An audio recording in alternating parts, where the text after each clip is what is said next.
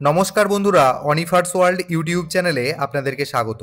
গতকালই প্রাথমিক শিক্ষা পর্ষদ থেকেও রাজ্যের প্রাথমিক বিদ্যালয়গুলিতে স্পেশাল এডুকেশন টিচার নিয়োগের বিজ্ঞপ্তি দেওয়া হয়েছে। যে কোনো ধরনের সরকারি প্রাথমিক বিদ্যালয়ে এই নিয়োগ প্রক্রিয়া সম্পন্ন হবে। তো আমরা এই নোটিশের মোস্ট ইম্পর্টেন্ট যে জায়গাগুলো রয়েছে সেগুলো একটু দেখে নেব। ফার্স্ট অফ অল, এখানে টোটাল ভ্যাকেন্ট সিট রয়েছে 2308টি। দেখুন লেখা রয়েছে 2308 vacant post of special education teacher sanction by the government of West Bengal. এখানে ক্যাটেগরি ওয়াইজ সিট ব্রেকআপটা কিন্তু এখনো দেওয়া হয়নি, আশা করা যাচ্ছে ভবিষ্যতে নিশ্চয়ই দেওয়া হবে। তো এখন পোস্টের নাম যেটা রয়েছে স্পেশাল এডুকেশন টিচার। দ্বিতীয়ত রয়েছে স্কেল অফ পে, অর্থাৎ বেতন সংক্রান্ত ব্যাপার, মানে সরকারি নিয়ম অনুযায়ী পে ব্যান্ড 3 অনুযায়ী আপনারা বেতন পাবেন যে সমস্ত ক্যান্ডিডেট কোয়ালিফাই করবেন। আর বেসিক স্যালারি হবে মোটামুটি 28,900 টাকা। এরপর চলে আসছি কোয়ালিফিকেশনের জায়গাটাতে, কি কি কোয়ালিফিকেশন দরকার। প্রথমত রয়েছে the candidate must be a citizen of India, অবশ্যই ক্যান্ডিডেটকে ভারতীয় নাগরিক হতে হবে। 2 নম্বরে যে এডুকেশনাল কোয়ালিফিকেশনগুলো থাকতে হবে সেটাকে আবার দুভাগে ভাগ করা রয়েছে। তো প্রথম 1 নম্বর পয়েন্টে যেটা বলা হচ্ছে যে RCI অ্যাপ্রুভড কোনো ইনস্টিটিউট থেকে ডিএড স্পেশাল এডুকেশন ট্রেনিং থাকতে হবে এবং ভ্যালিড RCI CRR নম্বর থাকা কিন্তু বাধ্যতামূলক। এটা একটা ক্যাটাগরি, এটা থাকলেও চলবে।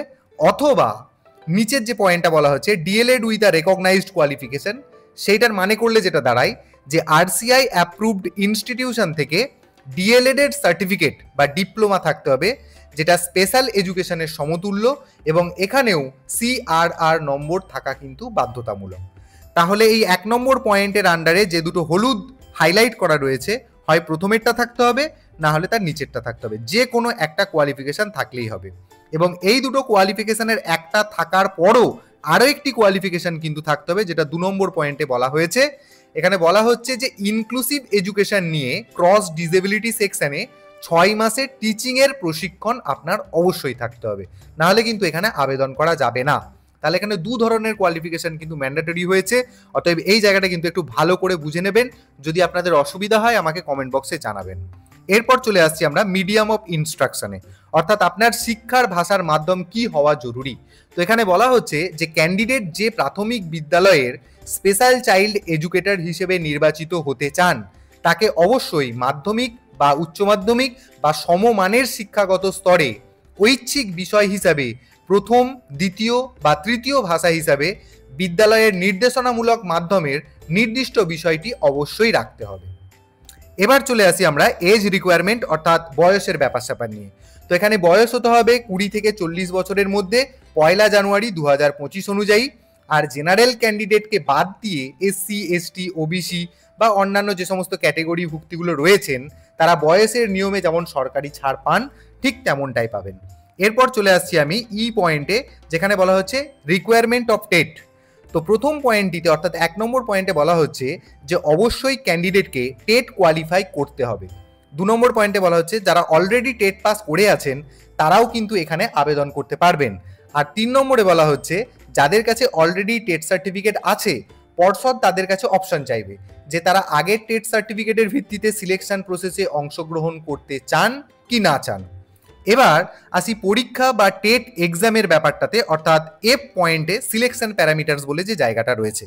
এখানে দেখুন হাইলাইট করে দিয়েছি আমি যে টোটাল 100 নম্বরের কিন্তু এক্সাম হবে। 100 নম্বরের এক্সাম, 100 নম্বরের টেট নয় কিন্তু, যার মধ্যে টেটের ওয়েটেজ অর্থাৎ টেটের মার্কস থাকবে, যেটা লিখিত পরীক্ষা আপনাদেরকে দিতে হবে, সেটা হচ্ছে 80 নম্বরের।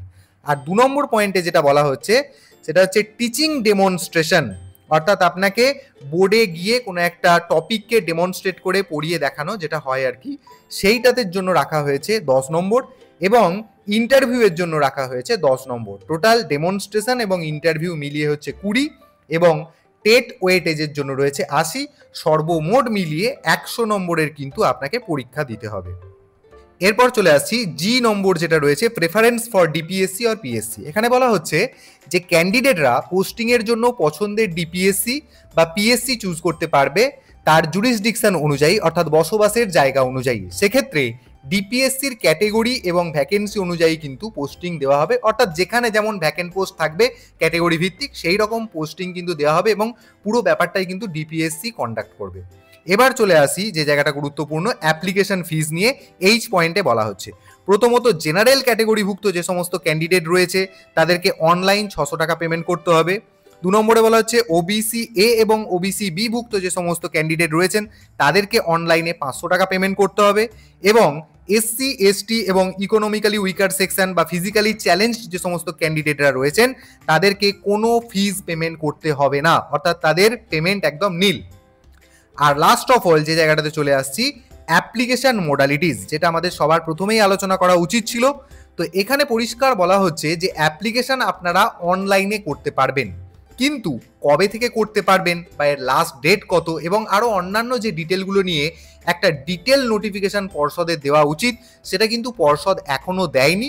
তো পর্ষদ যে সেটা দিতে চলেছে বা ভবিষ্যতে দেবে সেটাই কিন্তু এখানে বলা হচ্ছে।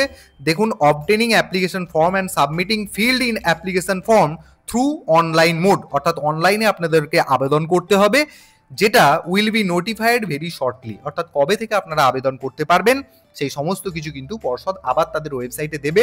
যখনই সেই আপডেটটা আসবে আমি আপনাদের সাথে আবার শেয়ার করব। তো আপাতত এই ইনফরমেশনটা আপনারা সবার জন্য শেয়ার করুন, অর্থাৎ ভিডিওটা আপনারা সকলের সাথে শেয়ার করুন। এবং আপনাদের যদি কোনো কিছু জানার থাকে সেটা আমাকে কমেন্ট বক্সে কিন্তু কমেন্ট করে জানাতে ভুলবেন না। আর আপনাদেরকে রিকোয়েস্ট করবো, আপনারা যারা আমার চ্যানেলে নতুন তারা চ্যানেলটিকে সাবস্ক্রাইব করে নেবেন।